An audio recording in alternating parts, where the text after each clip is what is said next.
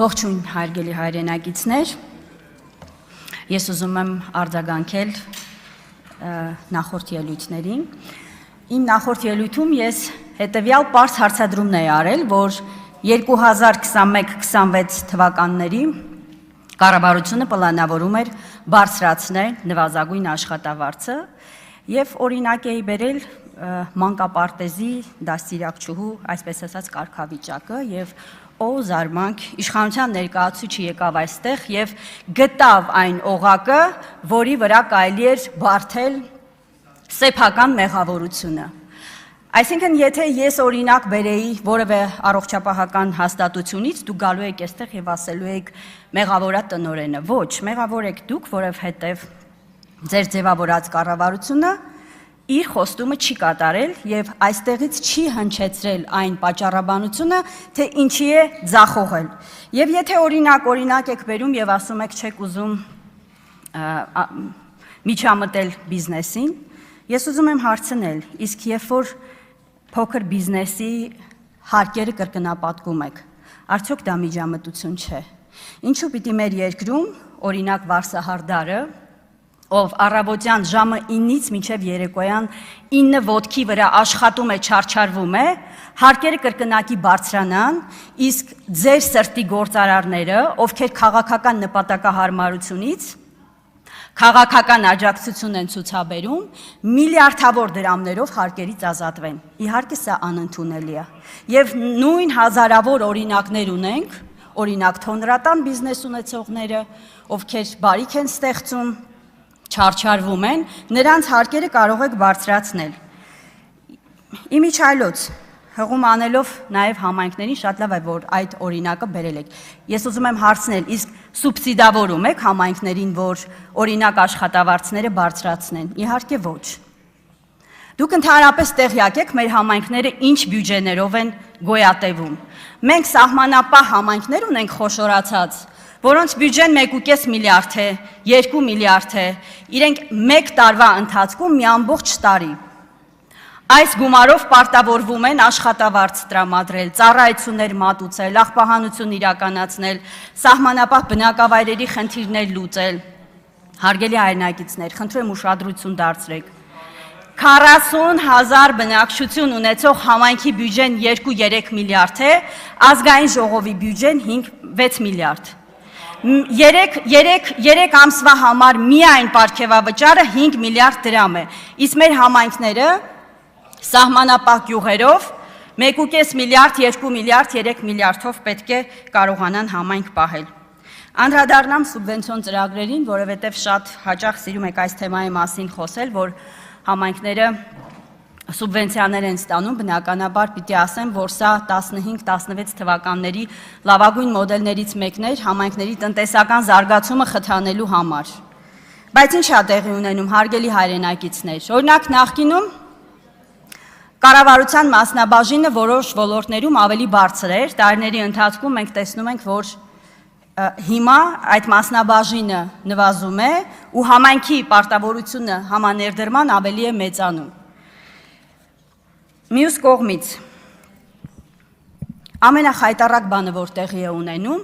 կառավարությունը արդեն համայնքներին սուբվենցիա տրամադրում է պարտքով, այսինքն համայնքները չարչարվում են, աշխատում են բնակիչների հետ, փաթեթները պատրաստում են, կենսական նշանակության հարցեր են բարձրացնում, իրենց շատ չնչին բյուջեներով ընդամենը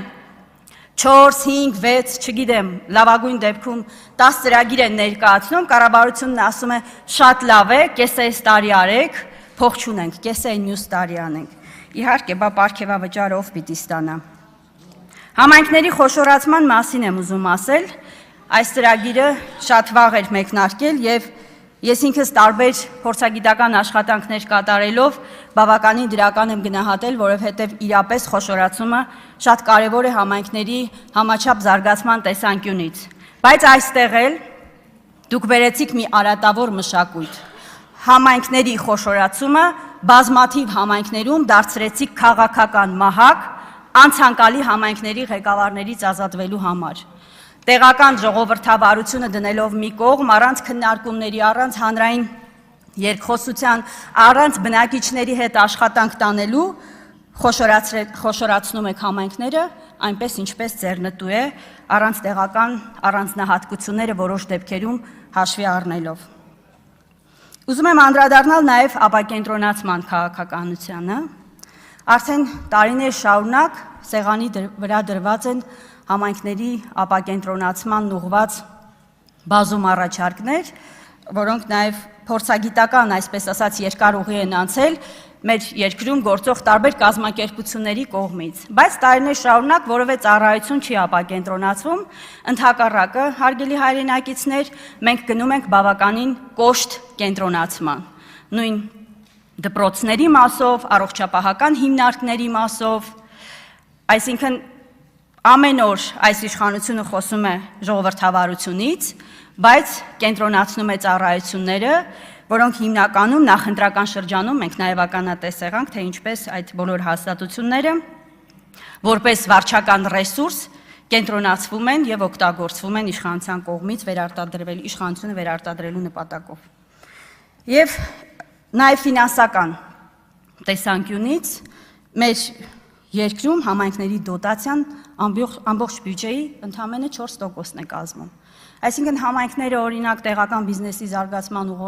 ուղղությամբ միջավայր են ստեղծում, հնարավորություններ են ստեղծում, հարկերը գալիս են կենտրոնական բյուջե, բայց հնարավորություններ չեն տրվում։ Եվրոպական մի շարք երկրներում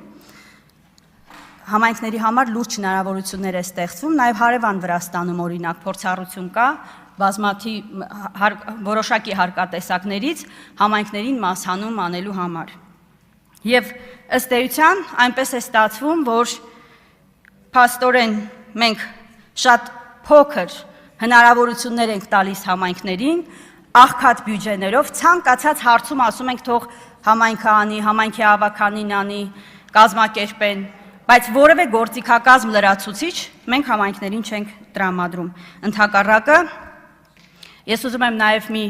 վատագույն օրինակ էլ բերել, որ բացառիկ դեպքերից է, երբ որ լիազորություն է տրվում վարչապետին ուղիղ միջամտություն ունենալ համայնքի գործունեությանը եւ օրինակ համայնքի ղեկավարի ժամանակավոր պաշտոնակատար նշանակել։ Սա եւս գործիք է ժողովրդավարության դեմ ուղղված, այսինքն դուք վերցրել եք ժողովրդավարության դրոշակը եւ գնում եք ուղիղ բռնապետություն։ Ինչ վերաբերում է իմ գործընկեր պարոն Ղազինյանին, թեև այս քանի օրերին շատ տարբեր հարցեր բարձրացվեցին, բայց կա մի փաստ, որ պարոն Ղազինյանը ղեկավարելով Հայաստանի ամենախոշոր ինստիտուտներից մեկը իր անցած պատկառելի ճանապարհով ցույց է տվել, որ ցանկացած խնդրի, ցանկացած մարտահրավերի կարող է ըստ էության արդյունավետ արձագանքել։ Նաև հարց բարձրացվեց, թե ինչու խմբակցությունում նաև տարբեր անձինք կան, ովքեր փորձառություն ունեն տեղական ինքնակառավարման մարմիններում, այո, փաստ է, որ մեր ամբողջ թիմում ոլորտային մասնագետներ են երկարամյա փորձառությամբ, բայց նաև դիտարկենք, որ այս հանձնաժողովը բազմագործառույթային է, այսպես ասած, եւ ով էլ լինի, որևէ մեկը օրինակ ես ինքս էներգետիկ մասնագետ չեմ։ Եվ շատ կարևոր է, որ մենք բոլորս թիմային աշխատանքով աջակցելու ենք պարոն Ղազինյանին, որովհետև մեր փորձը, խնդիրները, մարտահրավերները բերելու ենք, որպեսզի շատ արդյունավետ առաջարկներով եւ արդյունավետ լուծումներով աջակցենք, որպեսզի մեր համայնքները զարգանան։ Շնորհակալություն։ Սևակ Խաչատրյան